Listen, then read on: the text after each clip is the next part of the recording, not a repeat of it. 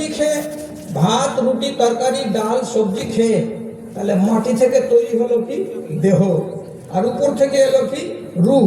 দুটো জিনিস এক জায়গাতে হলো, তখন আমি হয়ে গেলাম একটা মুকাম্মাল ইনসান। এবার একে আপনি দাগদার বানাবেন না। যদি দাগই হয় রূহ, তাহলে আল্লাহ ফেরত দিবেন না। আর যদি জিসিম দাগদার হয়, তাহলে কপাল খারাপ আছে আপনার। আপনি বলবেন কি করে এগুলো দাগদার হয়? তো রাসূলুল্লাহ হাদিসে বলছেন, ইজা আযনাবাল আবদু নুকতা ফি কলবিহি নুকতা।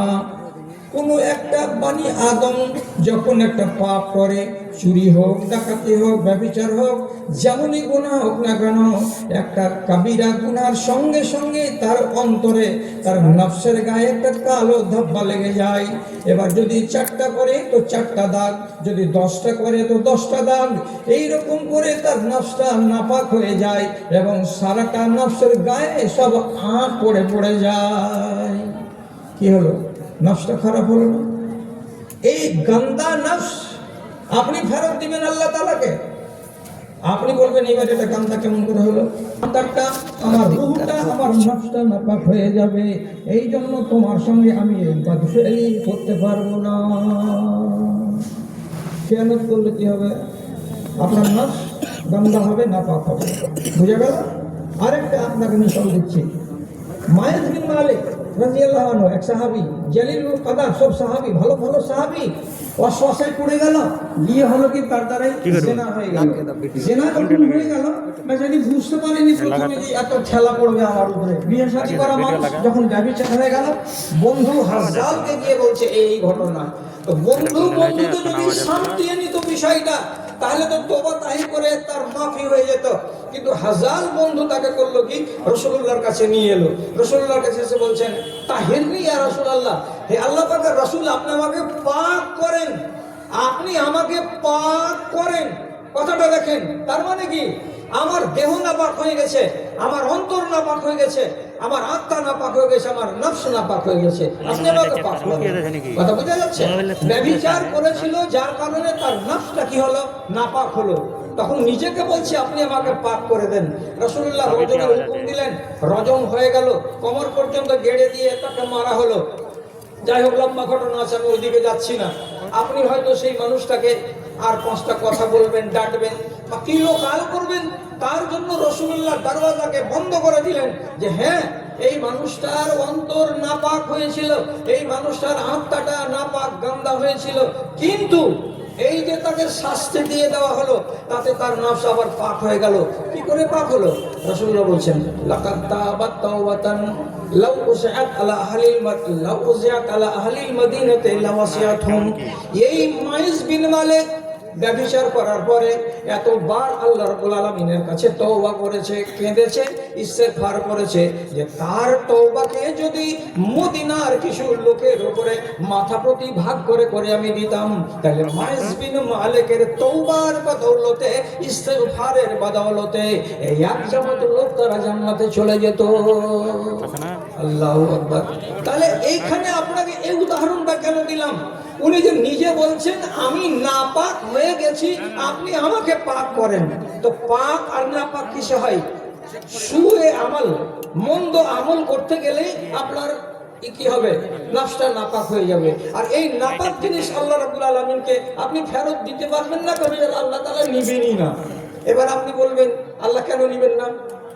ভালো করে বুঝেন কথাটা। আমি তাড়াহুড়া করছি, হয়তো আমি থসথসা হয়ে গেছি, তা আমি অবশ্যই 1-1.5 ঘন্টা আমি চালিয়ে দিতে পারবো, কিন্তু সময় অভাব আছে বলে আমাকে আমার ভাই বললেন মাত্র 8 ঘন্টা। 8 ঘন্টাতে চাটপাট চাটপাট করে আমি রাজধানী মেল চালিয়ে দিচ্ছি আপনাদের কাছে। কি জন্য এটা বললাম? যে নফস নাপাক হতে গেলে যাবেন আল্লাহ তাআলার কাছে, আপনি এটা বুঝতে পারবেন। আপনার নফসটা পাক করে রাখলেন না নাপাক করে রাখলেন, এটা আপনি নিজে বুঝতে পারবেন একবার, আর আরেকবার ঘটবে ওইটা আপনি বুঝতে পারবেন না। কেন? যখনই মরণের টাইম আসবে, তখন আল্লাহর ফেরেশতা রূহকে ডাকবে না, ডাকবে কাকে? নফসকে ডাকবে। নফসটার নাম দেহ, আর রূহের মজমুয়া যেটা, সেটা হলো নফস। তাহলে আপনাকে ডাকবে, আল্লাহর ফেরেশতা কি বলে ভালো করে বুঝেন, নাযালা মালায়েকাতুন বিইজুল ওয়াজহ একটা সুন্দর চেহারা, ঝকঝকে চেহারা নিয়ে একটা ফেরেশতা আসবে আর এসে আপনার জানটাকে কবজ করবে। তো ফেরেশতা যখন জান কবজ করবে তখন ফেরেশতার বলি হলো দুটা। ফেরেশতার বলি কয়টা? দুটা। আপনার জন্য দুটা নয়, আপনার জন্য একটা। কোনটা হবে আল্লাহ তাআলা জানেন, আমি জানি না। আমার জন্য একটা, দুটা নয়। কোনটা আল্লাহ তাআলা আমার কপালে লিখেছেন আমি জানি না। যদি ফেরেশতা আপনাকে ডাক দেয়, কি বলে?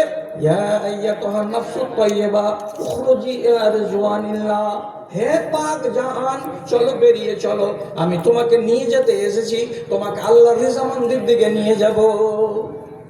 যদি পাক জান বলে ফেরেশতা আওয়াজ দেয় তাহলে পরে আল্লাহর রেজামন্দির দিকে আমাকে নিয়ে যাবে, এমন সুখের খবরটা যদি কোনো নাফস শুনতে পাই তাহলে খুশি মনে দেহের ভেতর থেকে রুহটা বেরিয়ে যায়। কেমন ভাবে বেরোয়? মায়ের স্তন থেকে ছেলে যেমন দুধ চুষে নেই 10 মিনিটে 20-30 মিলিগ্রাম, মা জানতে পারে না, তেমনি একটা দেহের ভেতর থেকে একটা রুহ যে বেরিয়ে চলে যাবে এই দেহধারী লোকটা একটুও জানতে পারবে না। কত আরামে রুহটা বেরিয়ে গেল। এই রুহটাই যখন যাবে প্রথম আকাশে তখন বলা হবে আপনারা দরজাটাকে খুলে দিন, উপরে নিয়ে যাব। তো ওইখানে রুহের সম্বন্ধে লেখা আছে কি, যেটা হলো আতিয়াবু রূহ মিন রিহিল মিসকে। যেমন মিষ্টি আম্বারের সেন্ট বেরোয় তেমনি এই রুহ থেকে মিষ্টি আম্বারের সেন্ট বের হবে। তখন আল্লাহর ফেরেশতারা বলবেন কোথাকার রুহ এটা? তো বলবে ছোট টাপুর অমুক লোকের রুহ আমরা নিয়ে এসেছি। দরজা খুলে দেওয়া হবে, চলে যাবে উপর দিকে। এসেছিল রুহ কোথা থেকে? বাসনখানা হল ইল্লিয়িন, ওখানে জমা আছে সমস্ত রুহ। রাসূলুল্লাহ হাদিসে বলেছেন আর রুহ জুনুদুন মুজান্নাদাতুন, এক জায়গায় রব্বুল আলামিন সবকে মাহফুজ করে রেখেছেন, এই জায়গাটা হলো ইল্লিয়িন। আপনার রুহটা, আপনার নাফসটা পাক ছিল, পাক রূহকে আল্লাহর ফেরেশতারা কবজ করে নেওয়ার পর 7 আসমানের উপরে আপনার রূহকে পৌঁছে দেওয়া হলো। আল্লাহ কবুল করে নিলেন। কেন? আপনি রূহকে গামদা করেননি।